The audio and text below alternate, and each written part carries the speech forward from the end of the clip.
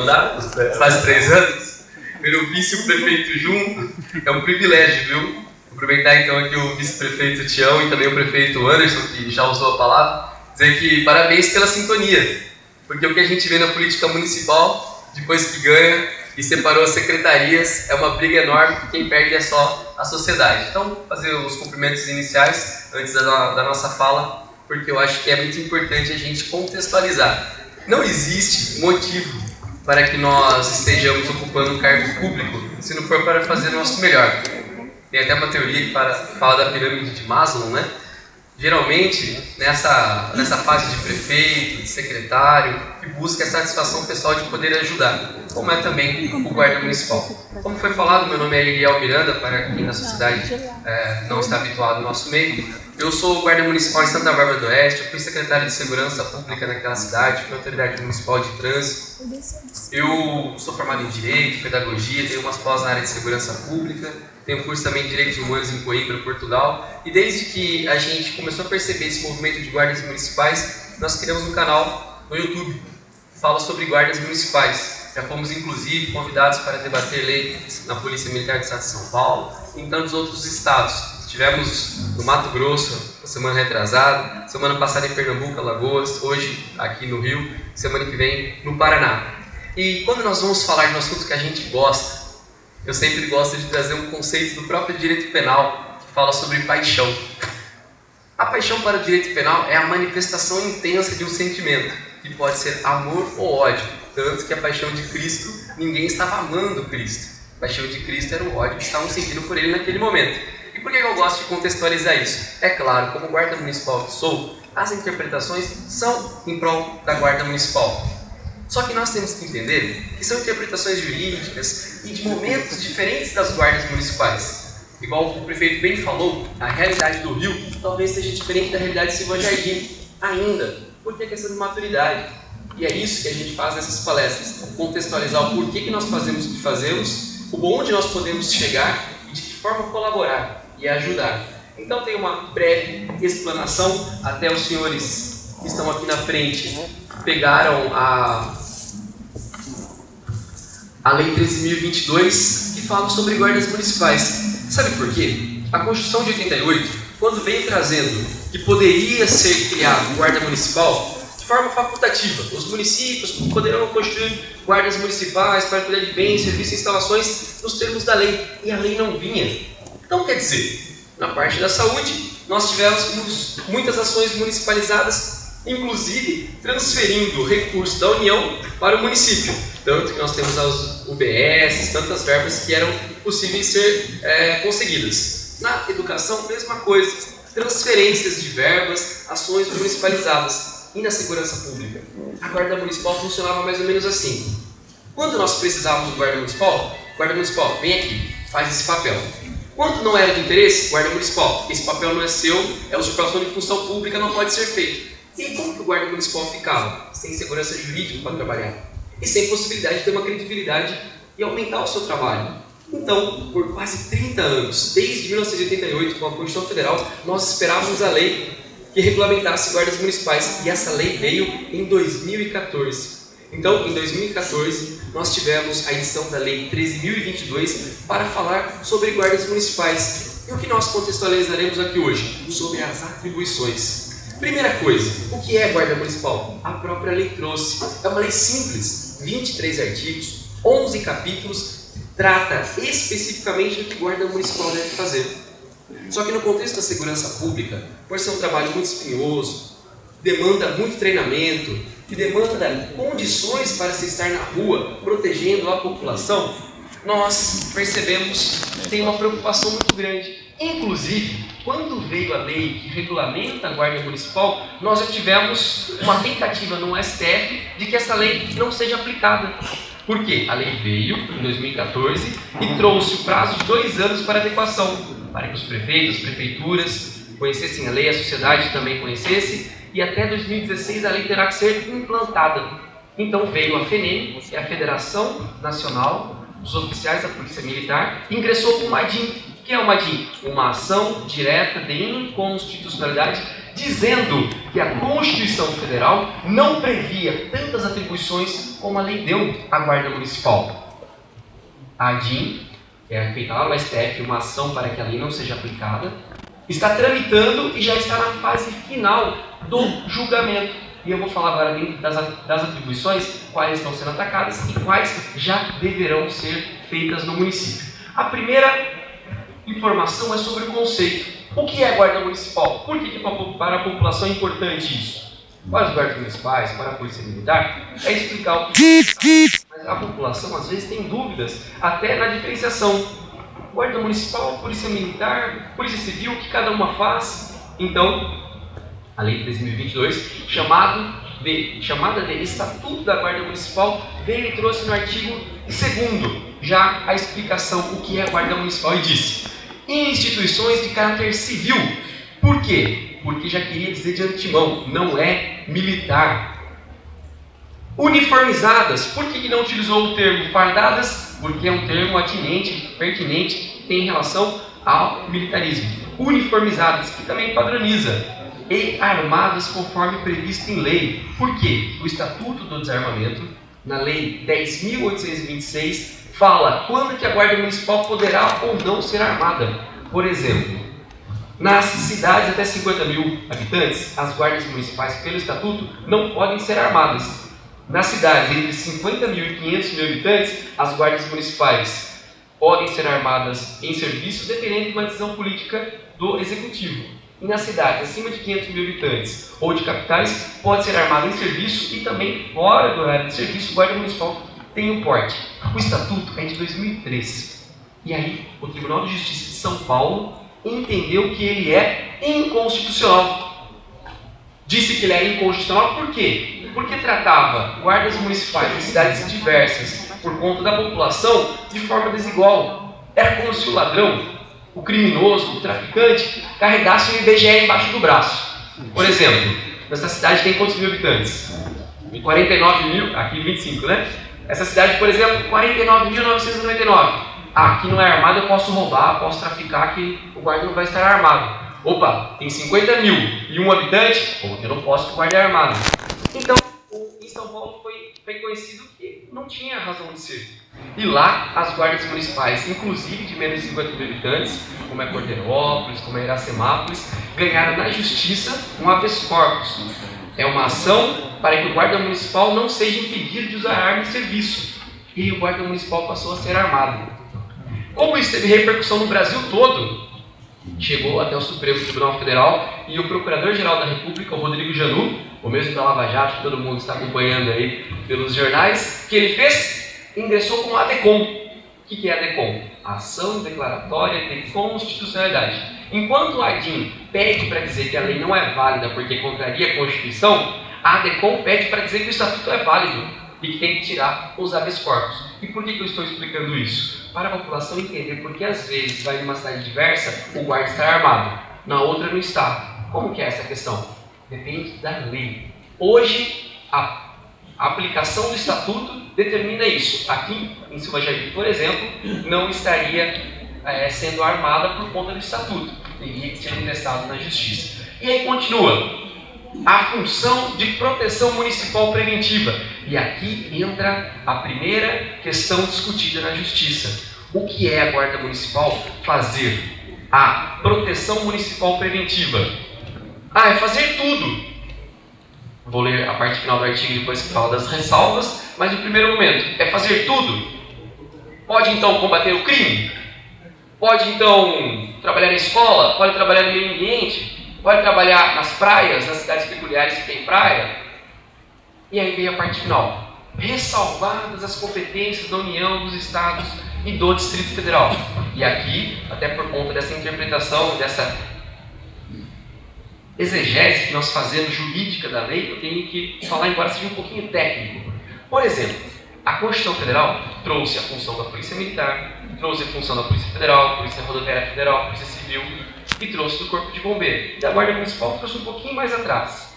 Quando fala ressalvadas as competências da União, dos Estados e do Distrito Federal, são as competências, nós entendemos, exclusivas Por quê? A Polícia Federal, quando foi regulamentada pela Constituição Federal, lá no artigo 144, no parágrafo 1º, inciso 4º, disse que a Polícia Judiciária da União compete exclusivamente à Polícia Federal.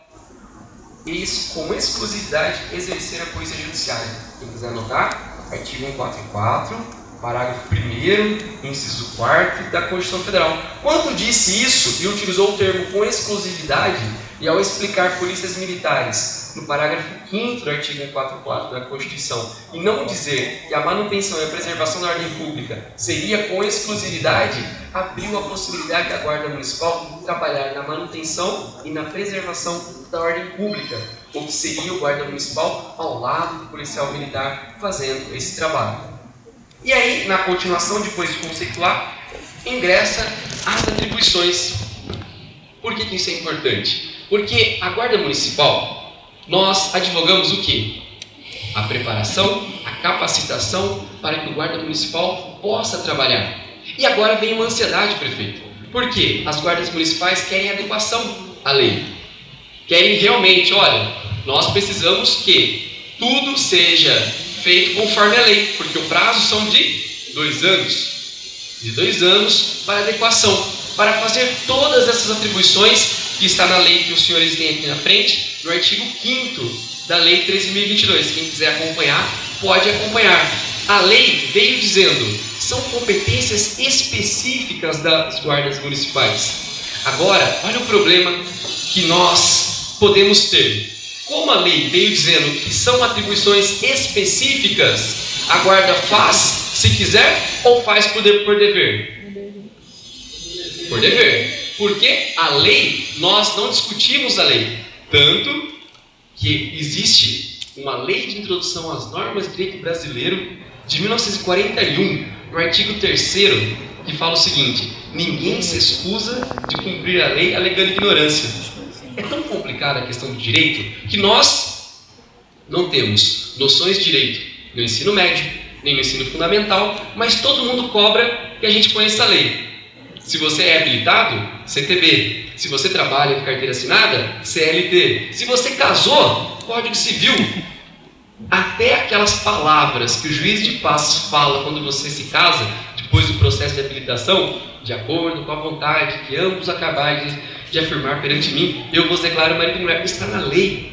Logo, nós vivemos de um país positivado. O que significa dizer? Que tudo está na lei. Nós seguimos a lei. O prefeito bem sabe a lei de responsabilidade fiscal, as leis que o prefeito tem que cumprir. Em sã consciência é muito difícil aceitar o cargo de prefeito. Por quê? Responde no próprio CPF. Ou estou falando mentira? Sobre pena de ficar inelegível e tantas coisas. Quer dizer, nós vivemos num estado onde a lei diz o que deve ser feita e a sociedade primeiro reflete isso. Quer ver um exemplo? Dirigir sob influência do álcool. No começo, todo mundo bebia e dirigia. O que aconteceu na sociedade? Começaram a perceber que após dirigir e se acidentar, morrer era ruim. Opa, vamos diminuir o nível aceitável de álcool para que se dirija. Então, houve a primeira tolerância. Depois dessa primeira tolerância, o que perceberam? Que não adiantou. Continuava morrendo. Então, vamos parar, ninguém bebe mais nada. E aí, nós reclamamos, inclusive, da indústria da multa. Já ouviram falar? Ah, isso é uma indústria da multa. O que é a indústria da multa, gente? Se nós temos uma lei que nós somos obrigados a seguir, se nós temos no Código de Trânsito Brasileiro a necessidade de proteger a vida, se o trânsito mata mais do que a guerra, e se a fiscalização tem que ser feita, quando você autua um condutor infrator por não estar usando o cinto de segurança, por ter entrado na contramão de direção, por estar acima do limite de velocidade, é a indústria da multa? A polícia militar, a guarda municipal é errada ao fazer essa autuação, ou seja lá o agente de trânsito que fizer? Ou é o próprio cidadão que não observou a lei, que desrespeitou o trânsito? Então a indústria da multa não existe quando o condutor anda certo. Caso contrário, a prevaricação é crime do policial militar, do guarda municipal, do agente de trânsito que atuou de forma errada. O que nós temos é inversão de valores. Nós queremos que a fiscalização aconteça, mas não para nós. Então, por isso que nós precisamos entender. A lei corresponde mais ou menos às regras do jogo. Por exemplo, Se você for jogar dama, xadrez, vôlei, basquete ou qualquer coisa com teu filho, com teus amigos, a primeira pergunta que você vai fazer quando vai jogar um jogo pela primeira vez é a seguinte: quais são as regras? Se for um jogo com peão, eu pulo as casas, eu ando para frente, eu ando para trás, não é assim? Qualquer brincadeira, para que eu entenda, eu não tenho que saber as regras? E as regras da vida, que são as leis? Nós conhecemos? Não conhecemos, mas elas são obrigatórias. Por isso que agora, quando nós falamos do artigo 5º das atribuições, não compete mais discutir se guarda vai ou não fazer. Compete sim sabermos como vamos fazer para cumprir isso. E de que maneira vai ter o ganho dessas ações. Por quê? A polícia militar é parceira e sempre vai ser. A guarda municipal não veio para ocupar o lugar de ninguém nem para brigar por espaço. Mas, para que nós estejamos ao lado dos policiais militares que são bem treinados, nós também precisamos do treinamento. Porque aí, a partir do momento que nós formos bem preparados, bem treinados, todos nos aceitarão também fazendo essas atribuições. E só para que a gente ganhe em celeridade, eu vou direto para o inciso 2º do artigo 5º, que fala: prevenir e inibir pela presença e vigilância, bem como coibir infrações penais. Olha só, o agente de segurança pública, ele não zela da lei? No artigo 5º da Constituição Federal, que é os direitos e garantias fundamentais, todo cidadão que está aqui deveria decorar até para se proteger, diz o seguinte, lá no cabeça do artigo 5º: todos são iguais perante a lei, sem distinção de qualquer natureza, garantindo-se aos brasileiros e aos estrangeiros residentes no país a inviolabilidade, direito à vida, à liberdade, à igualdade, à segurança e propriedade nos seguintes termos. E vem no inciso 2º do artigo 5º, fala o seguinte: ninguém será obrigado a fazer ou deixar de fazer alguma coisa, senão em virtude de lei. Logo, o cidadão pode fazer tudo aquilo que a lei não proíba, mas o agente de segurança pública só pode fazer aquilo que a lei determina. E a primeira pergunta, quando fala infrações penais, será que todos sabem a diferença de contravenção penal e crime? Será que nós estamos preparados, de repente, para atuarmos tanto no combate ao tráfico de drogas, que é a primeira questão que todo município está infestado? Acho que aqui não deve ter esse privilégio de não ter tráfico. Tem. Onde está o tráfico de drogas? Artigo 33 da Lei 11.343, que é a Lei de Drogas. Perfeito. Mas quais drogas são proibidas? Está lá numa portaria da Anvisa. Quais drogas você não pode portar? A maconha, a cocaína, está lá com os nomes técnicos. E por que eu digo que isso é importante? Como nós, guardas municipais, o prefeito, vai aplicar a lei e nós vamos coibir o crime, as infrações penais, se nós não tivermos um treinamento? E como que faz esse treinamento e como que a gente adequa, prefeito? Item por item, devagar, com um planejamento sério, porque o senhor já está de parabéns pelo que fez na guarda. Tínhamos 11 guardas municipais aqui, hoje já temos 60. Então o senhor já está fazendo algo nesse sentido. E o que o senhor faz aqui é exemplo para todos os municípios vizinhos, que também hoje estão aqui, às vezes em condições mais avançadas até de maturidade que Silva Jardim. Mas essa união deles virem para esses eventos é por conta da gente continuar nessa implantação. Então a primeira questão que fica é essa: a população, quando olhar a guarda municipal combatendo o crime, vai saber a primeira questão: a guarda municipal está bem treinada, bem preparada, porque quando nós precisamos de uma pessoa de ajuda, nós não queremos um profissional que não seja sério. Por isso que nós precisamos da implantação ir passo a passo. E aí outra questão muito complexa, que é o trânsito. Guarda municipal pode atuar no trânsito ou não? Hoje o Supremo Tribunal Federal já disse que pode atuar no trânsito. E aí vem a segunda preocupação: mas a guarda municipal vai só ficar fazendo multa? Mas a guarda municipal então vai ficar em cada esquina por conta de um capacete, por conta de um cinto de segurança? E aí que entra a mudança da cultura. Porque se nós quisermos que os direitos que estão garantidos na lei sejam cumpridos, o que nós precisamos? Precisamos que alguém cumpra esta parte da proteção das pessoas que vão desfrutar dos direitos. Então a questão do trânsito também hoje é atribuição específica da Guarda Municipal. Em que parte? Na parte que é do município.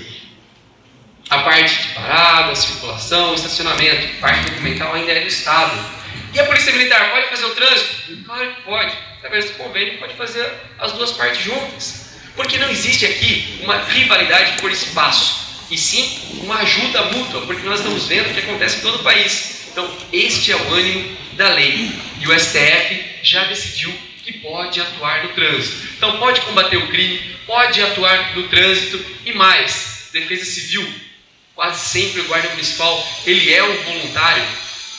Além disso, nós podemos estabelecer as parcerias. E por que a lei vem dizendo? Estabelecer parcerias com os órgãos estaduais e da União, ou de municípios vizinhos, por meio da celebração de convênios. Porque a lei sabe que hoje as cidades elas são emendadas umas com outras. Então as guardas municipais poderão se juntar, junto com a Polícia Militar, para fazer esforços nesse sentido de melhorar, inclusive, os índices criminais. Isso, gente, sem vaidade.